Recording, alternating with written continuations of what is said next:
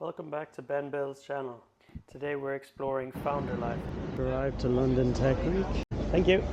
Beautiful, sir. Thank you. Have your badges or QR code ready. That we use nowadays, those can be broken by quantum computer. Is this the right way? I thought you knew where we were going.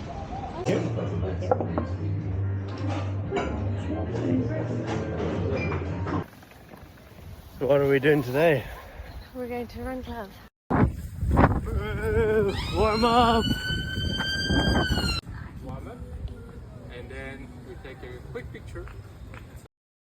It's my first time in this park, but it's really cool. And we're going again. Yeah. Hey. Hey. Well balanced, I suppose, a little.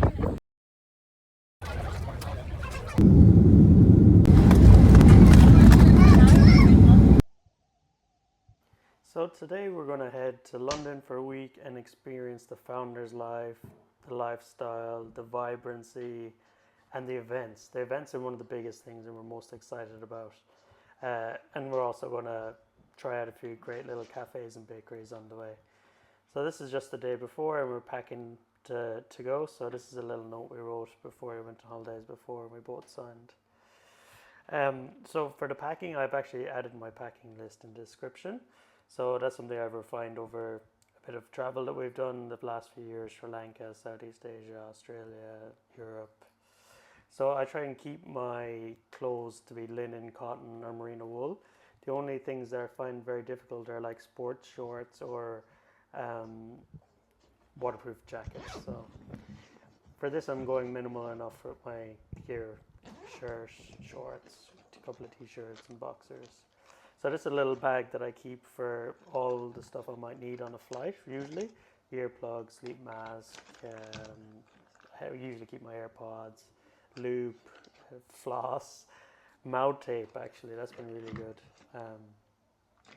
I haven't been hoarse in the morning or anything, so it's been great. And I'm also thinking about replacing my AirPods Pro with these IEMs. So those ones in particular, they aren't the highest grade, so they're just one set, and I get to check out and see what they're like. So you might see this little silver little clips I had on my zippers. So they're just carabiners, so you can click stuff onto them if you need to. Got a reusable shopping bag. I've got my laptop stand. Just the essentials in there. In here I've got a torch and a deck of cards. And what else we got? So down here, this little yellow bag as well. So I got my speaker and my mouse in here, but this little yellow bag is really important to my setup. Really, really important. So I keep 2 air tags in my bag. I keep one for just for the bag itself, and one for that little yellow bag. So I keep my passport.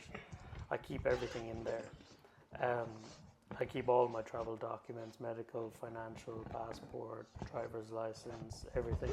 I don't know if I should be splitting it up between different bags, but it's, I think, enough to be worrying about to just keep one. So that's why I have the air tag in there, keep it safe, and then I put my laptop in the back of it as well.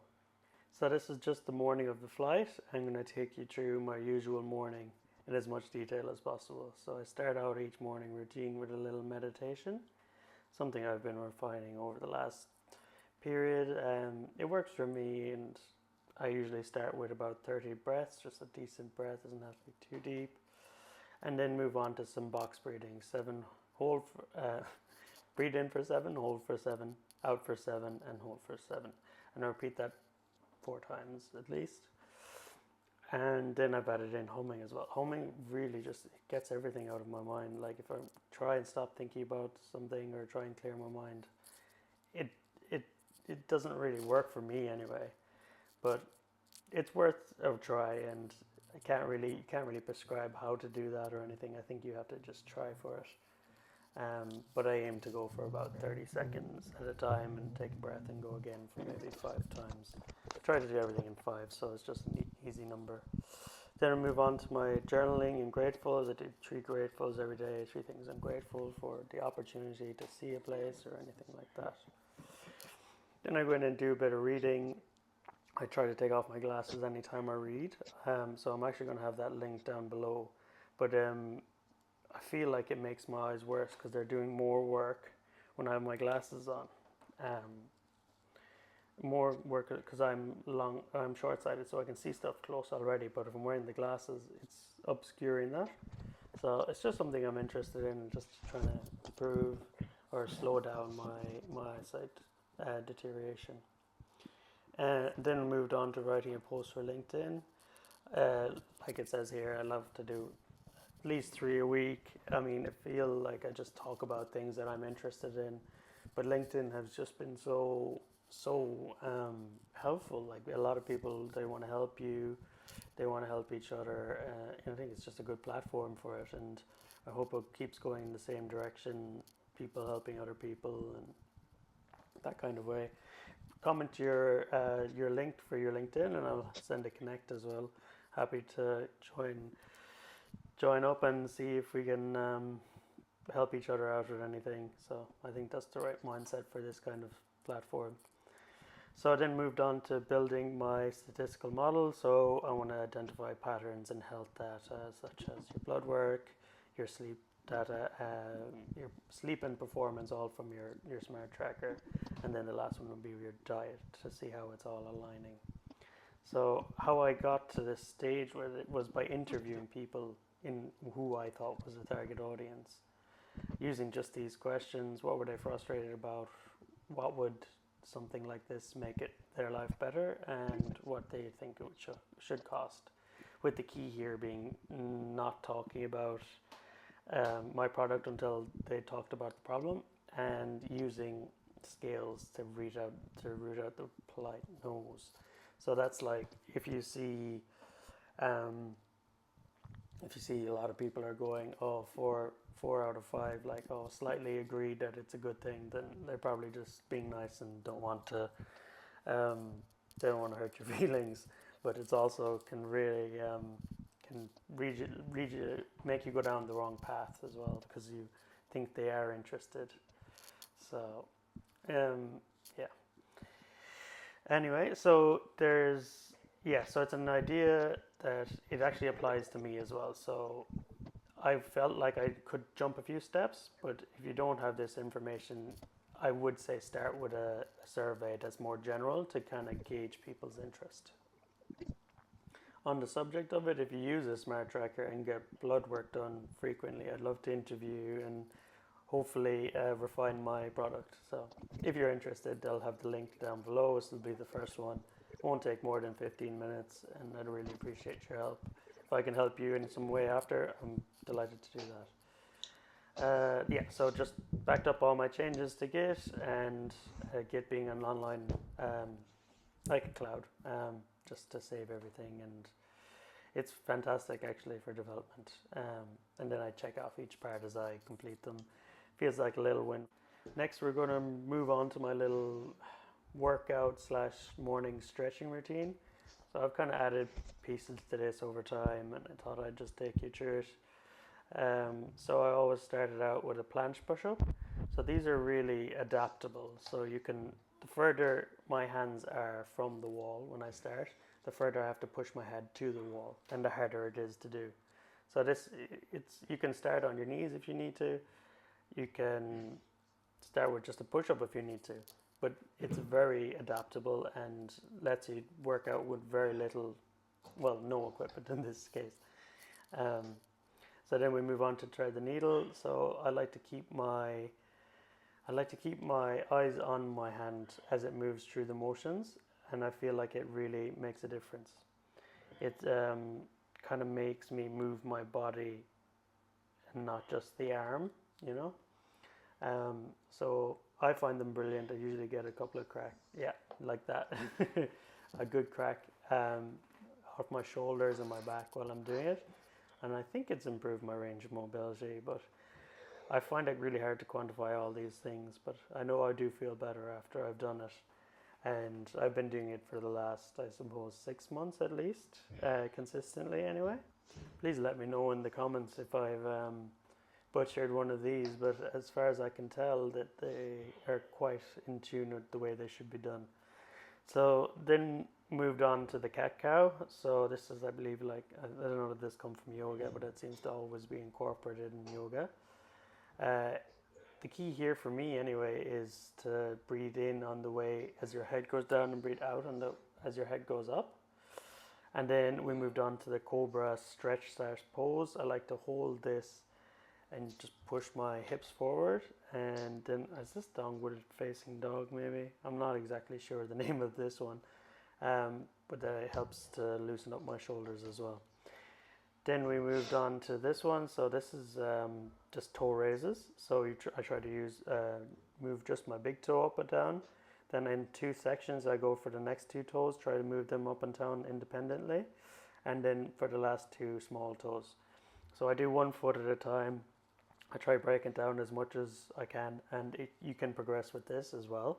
So you can go 1 toe at a time, which is very difficult. It's a mind-body connection. It's very, you'd be surprised.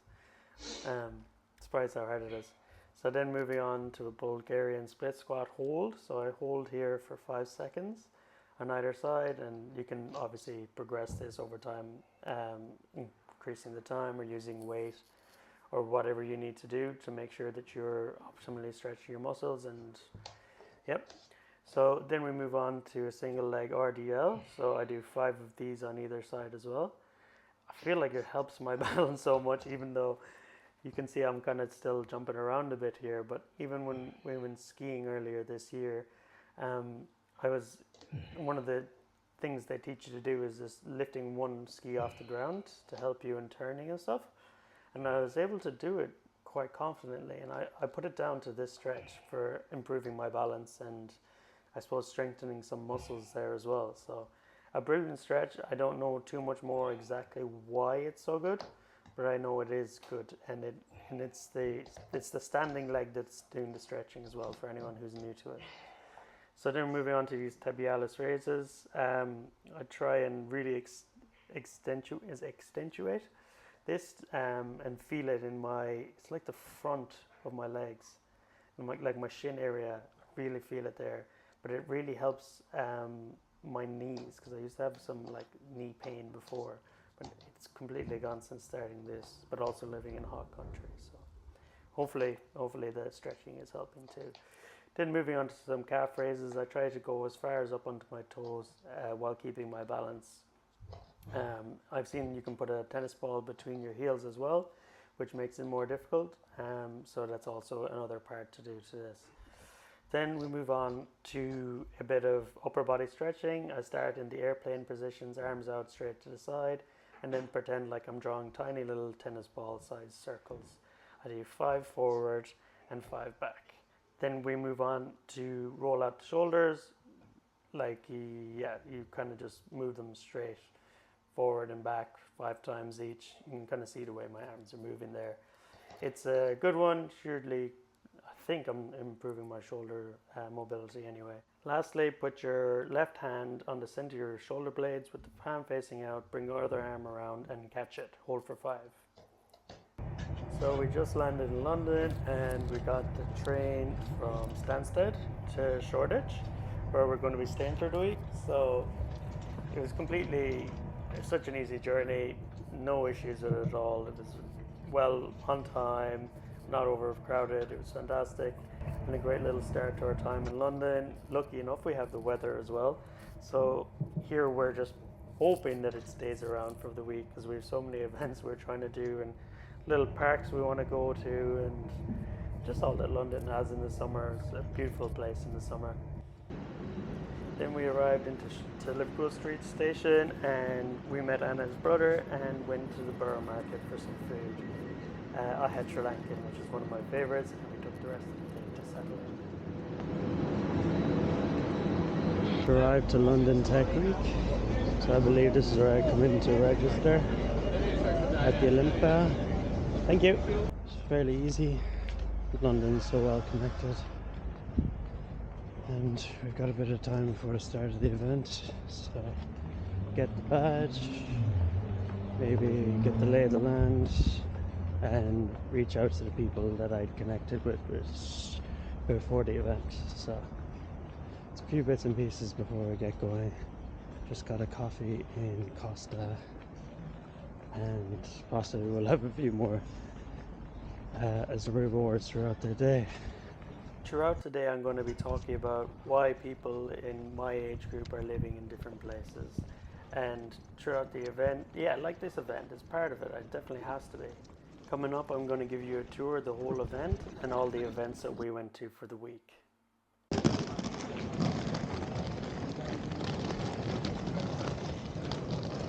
Hi guys, have your passes ready. Beautiful, sir. Thank you. Have your badges or QR code ready. If you live in London, I'd love to hear what you love about it in the comments. I love a lot of things, but it'd be great to get your experience. So I can understand Australia as well. It's English speaking, great work opportunities, and the beaches are amazing. How do London or Lisbon compare? Lisbon is particularly more comparable, I guess. I've heard that the people in Lisbon actually watch movies in the cinema. Yeah, this guy's having a tough day, I'd say. but they watch the movies in the cinema in English in Portugal, which I was really surprised to hear. In the touristy areas anyway, so that would be nice. And the Canaries, I've been to Lanzarote, but I haven't been to Tenerife or Gran Canaria, so I'd love to hear what you think. Las Palmas in particular I'm really interested in, because it's got quite year-round weather. I'd love somewhere like London that's vibrant, beachy. So you can surf in the Canaries, which is fantastic. Kind of makes me think of Bali, but I suppose it's kind of a different vibe there as well. But, definitely lots of entrepreneurs there. So we've got some footage from the event here. It's mostly just going to be me talking you through it. There's been such a variety of talks at the expo, and a lot of creative thinking that was done. I'm most excited probably this one talk. I'm going to show you a little snippet of quantum computing from a real expert in the industry. So I'm excited to show you that. And this, I don't even know how they got it in here, but it's quite cool. And I have to show you off my 360 camera a little bit.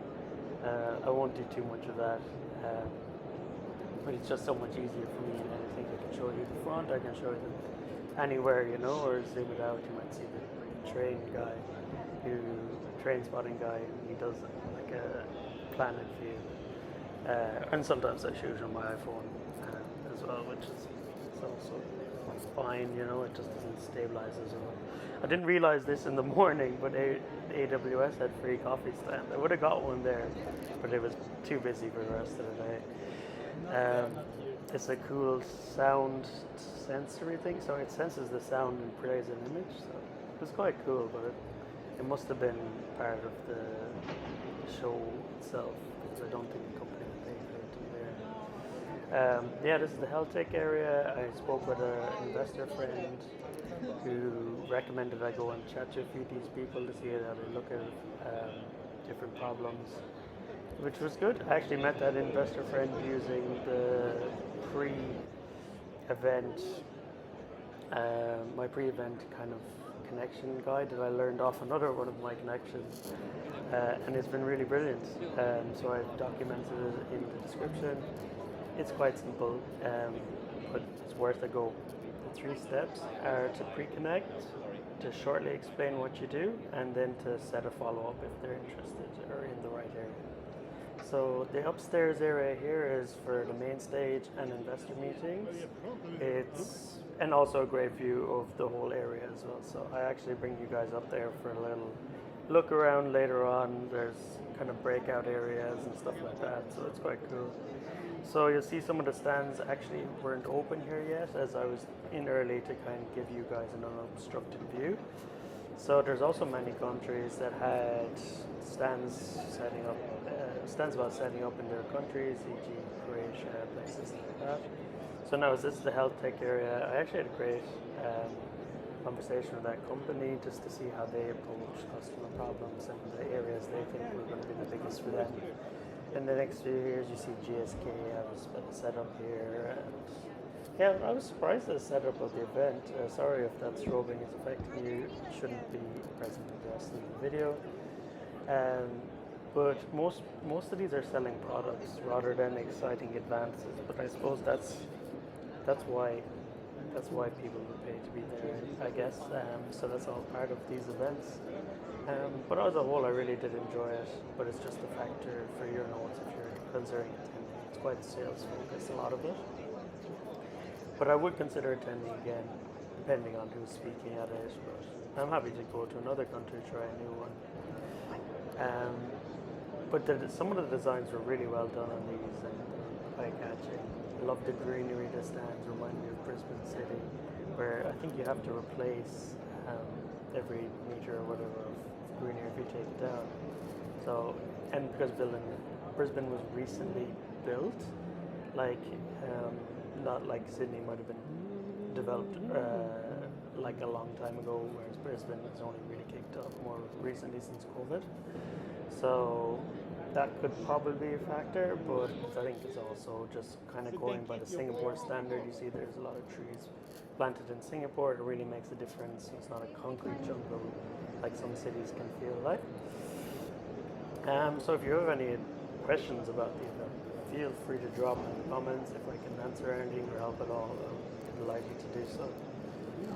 This was actually a really cool little AI-driven machine learning model that scans, assesses liver scans, looking for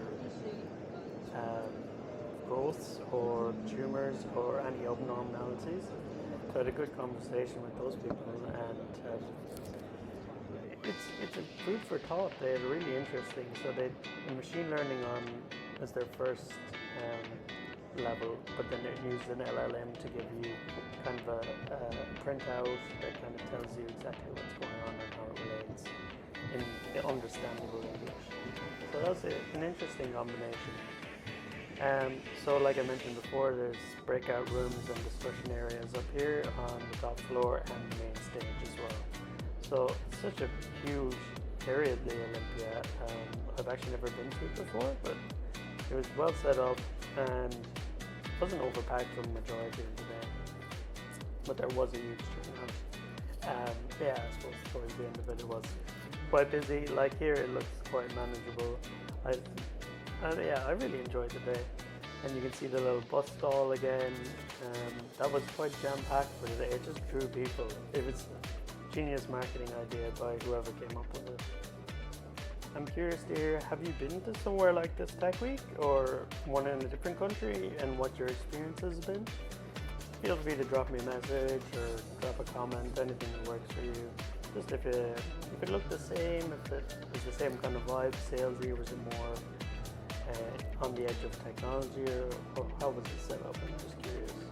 So here's the noise to image program again. So I believe it's this sensor here in the middle. I don't know, I couldn't really make sense of it. It's cool, it looks cool, but I don't know how. It was obviously funded by Tech Week and not by a company. Yeah, just like a feature for people to look at and I suppose hang out around. But it does very much look it with music, so I don't know. Maybe computers will have this as standard now and come and use it. Never know. Yeah, so this bit of, you see that little bit of scroll, that's just from, I believe, the shutter speed on my camera being different to the pulsing of the LEDs. So I have to be careful with that. So this little startup alley was absolutely jam-packed the rest of the day. Fairly quiet now, as it obviously was early, but there's a lot of B2B services, hosting, cloud, stuff like that. It was cool. Coming up the other side here, there was actually a human-looking robot that arrived later on in the day, but it wasn't working when I was around. I'm not sure what's up with it, or maybe they just wasn't doing the show at that time. But yeah, I find them really strange. I don't know about them, but I suppose that could change over time. But it does give me the eye roll vibes, I have to say. Definitely will take some getting used to. Yeah, maybe we're right to say thank you to ChatGPT.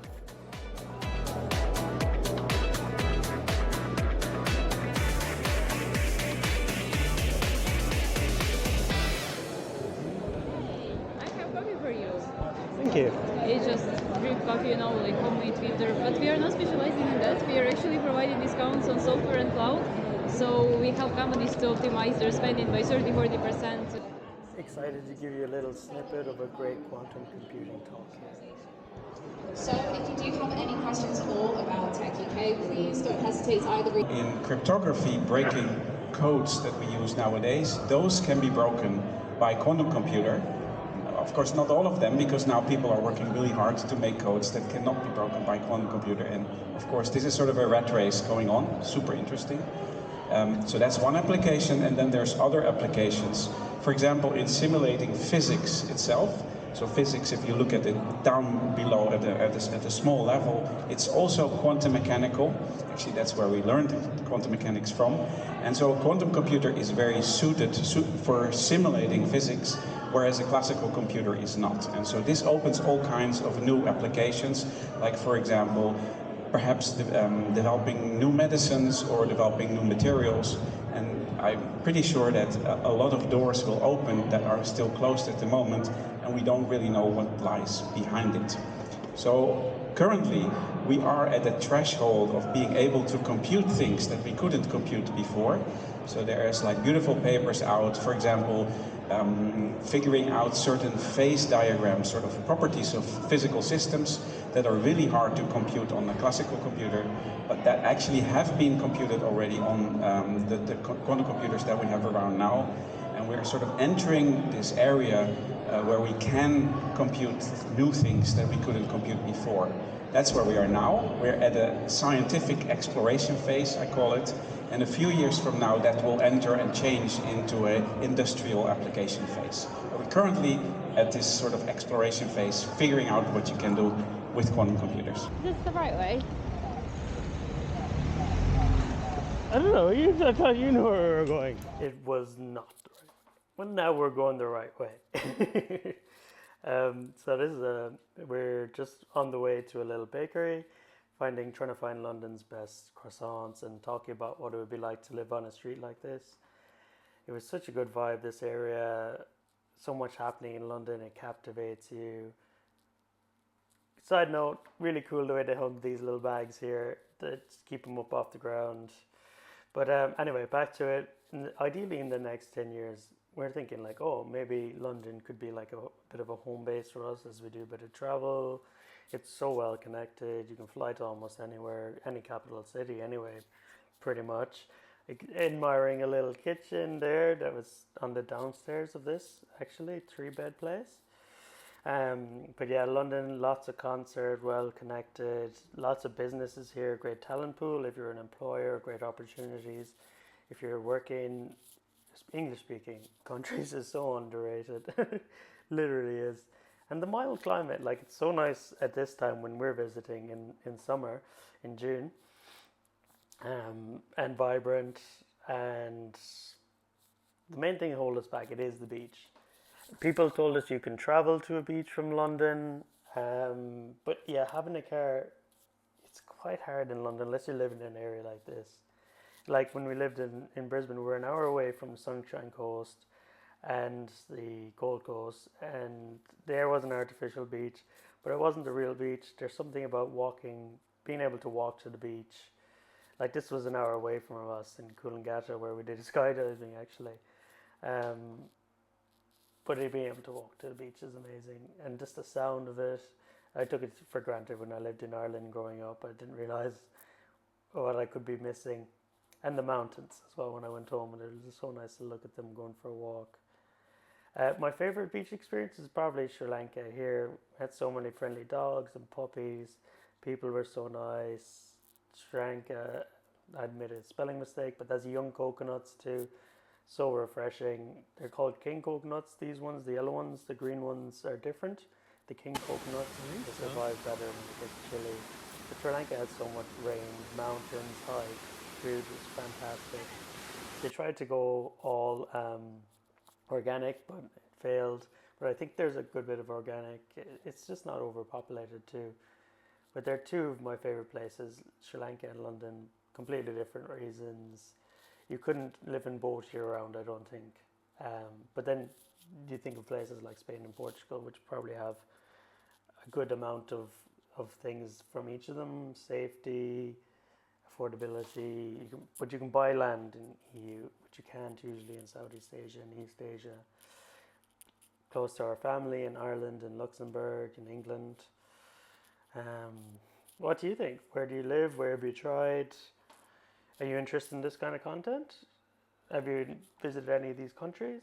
I'm going to put something up on the screen here in a second, but I'm really interested in your opinion on this, because I'm interested in doing more content on it if people are interested, because I'm passionate about it. I want to, in my brain, I want to live in one country and have it give me the best of everything, ideally for most of the year, but I'm open to moving around a bit. So now we're getting close to the bakery. I'm quite excited now. We found this on a list of London's best bakeries. Ox Panda Poppy was the best rated, but this one was actually quite close to us. What would you order? Think on it and compare it to what we get. But what is it? And a coffee.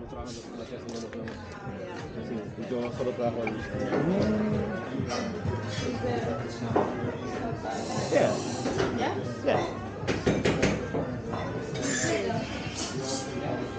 Where do we order?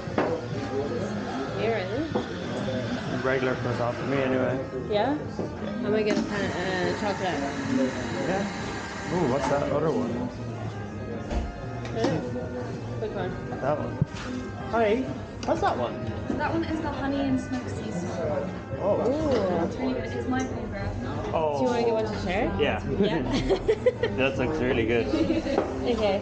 Can we get one croissant, one pan of chocolate, and the honey and smoked sea salt? Would you like any drinks, any coffees with it? Yes. Could I have a soy flat white, please? Can I get an Americano, please? Lovely. And are you sitting in for these or taking away? In, please. In? Perfect. If I can just get your name. Ben. And just to double check any allergies for the pastries. I've got it. Sure. Yeah. Lovely. It's just going to be at the bottom. Thank you so much. Thank you. All of that out for you. Really like all the timber used in the fit out of this cafe. It's really nice. Yeah. My sister's out a cafe in Cork and I just love the vibe there as well. So just take it off my tripod and just going to give you guys a bit of a view.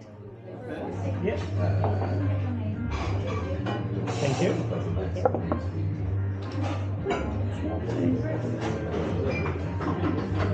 Then throw a bit of water in. You see how hot it is? I actually have to have extra hot or an Americano, or it's just done that for me. Yeah, I prefer it flat white.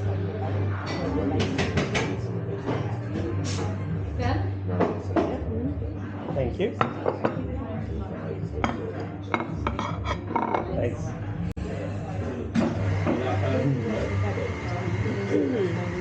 Okay, Laura, this is your food vlog. Where are we today? Bottom's shortage. Shortage? I don't know. I think it's Angel. Or an angel.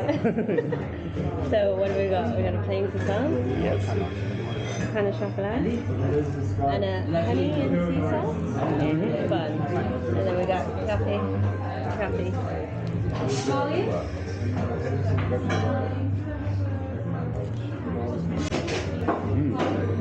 Is it warm? No. Inside stuff. This is huge. Holy shit.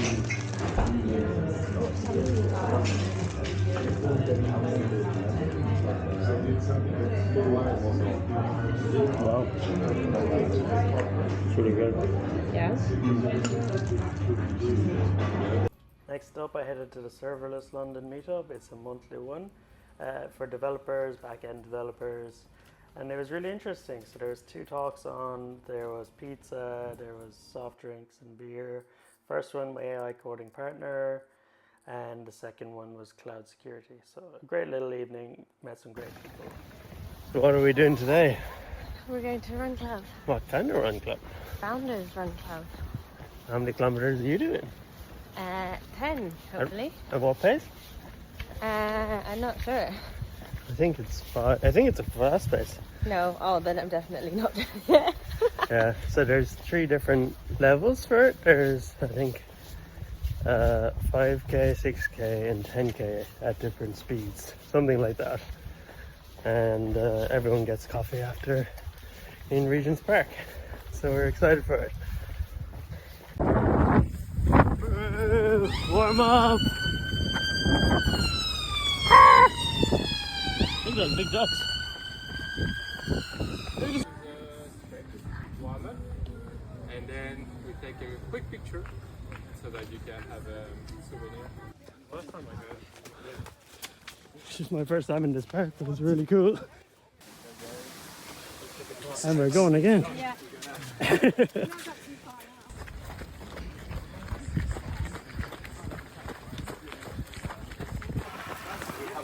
Yeah, definitely international here. Hey. We'll bounce, I suppose, will it? We're so lucky with the weather. Great group. So recommended. I would definitely say if you're in London and a founder, just do. It'll be great. Rain, hail or shine. So then just did a bit of exploring around London. Beautiful architecture and the contrast here. It's crazy, but it's still nice.